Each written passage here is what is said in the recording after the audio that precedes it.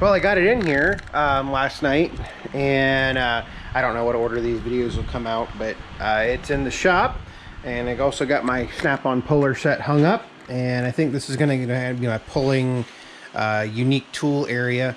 But what I'm going to do is I figured I'd set the camera up, and we'll time how long it takes to put the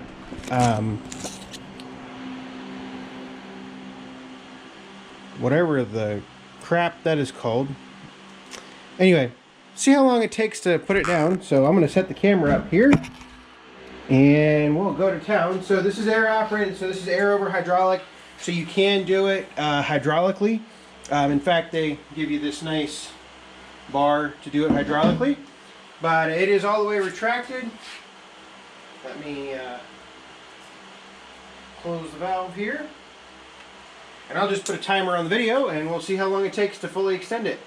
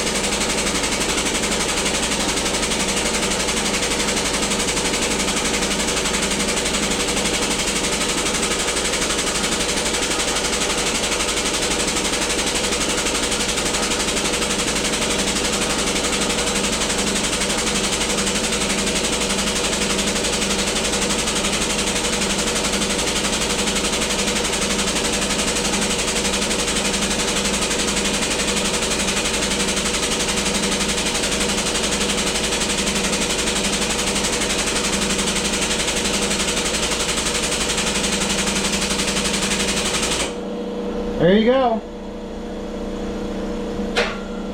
Sorry, the air compressor is now running, but that's how long the video is right now, at 3 minutes 30 seconds, so it takes about 2 minutes to fully extend. Now, one of the things I did want to, the reason I fully extended it is I was slightly concerned, I still am. The first time I extended this, there was all kinds of crap on the cylinder here, or the rod. And if you look right there, and I don't know if I can pick it up with the camera, but there's a slight bit of scoring and pitting. Oh, that's just oil up there. And the same thing right here. Looks like it was just left outside. It's probably perfectly fine because it's, I mean, you can barely feel it with your finger. In fact, I can hardly feel this down here. It's a little rough, but I mean, but anyway, that was definitely a concern that I had getting it in here once I fully extended it. I might take some emery cloth and just kind of lightly scratch over it just to see if, like I said, I can't really feel it with my finger. It certainly doesn't catch my fingernail. You can feel it on your fingernail, but it doesn't catch it. So yeah, it's just one of those things. It's kind of disappointing, but once again, I mean, you get what you pay for. You know, if this was a $3,500 or $4,000 40-ton press, it would be completely different than a $1,000 40-ton press, or even you know, something else, a smaller press or anything like that. One thing I did want to address, because I think the conversation is going to come up.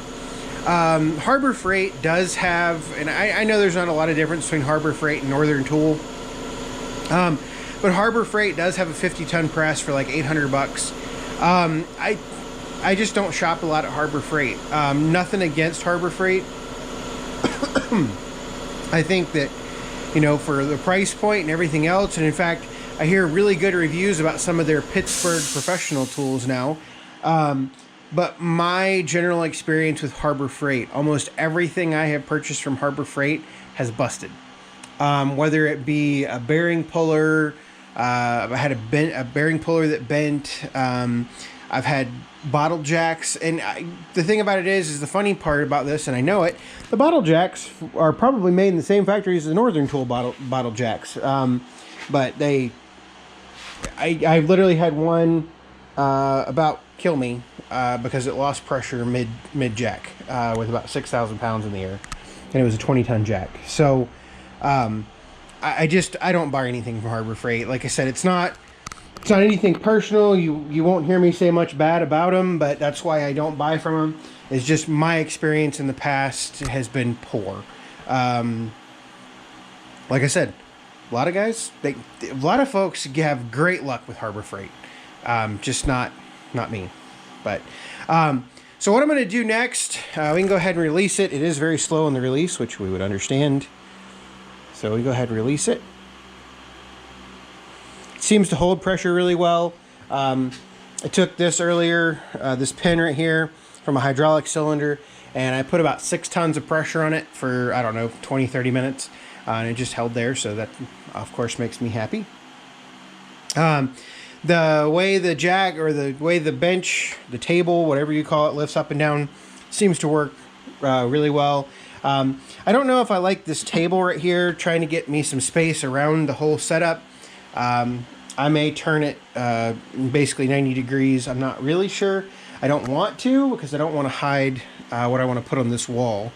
But we'll see about that as we move forward. So next, I have to clean up that mess that I made. I've got crap scattered everywhere. So let me go do that, and hopefully I've got I think the first thing I can take apart is I've got the water pump off the 820 needs to come apart, and because the bad one that I took off a couple years ago when I fixed the 820. That might be the first thing that I try to do with this machine. So there we go.